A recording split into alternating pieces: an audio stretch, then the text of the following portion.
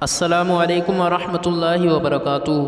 کہا جاتا ہے کہ سلطان محمود غزنوی کے ذہن میں ہمیشہ 3 سوال کھٹکتے رہتے۔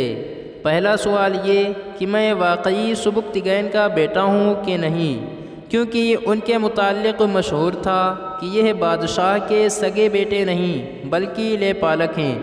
دوسرا یہ کہ علماء واقعی انبیاء کے وارث ہیں، یہ تو خود بے اختیار قوم ہے، انبیاء کا وارث تو بادشاہ وقت یا کسی با اختیار آدمی کو ہونا چاہیے تھا۔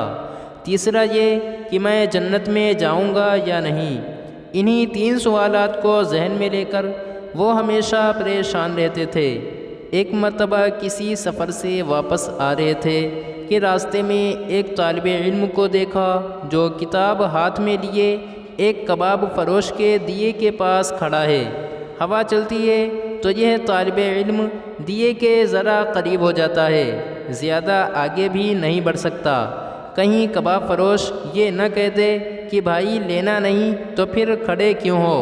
سلطان محمود نے جب یہ منظر دیکھا تو خادم کو حکم دیا کہ مشعل اس طالب علم کو دیا جائے، خود اندھیرے میں گھر تشریف لے آئے۔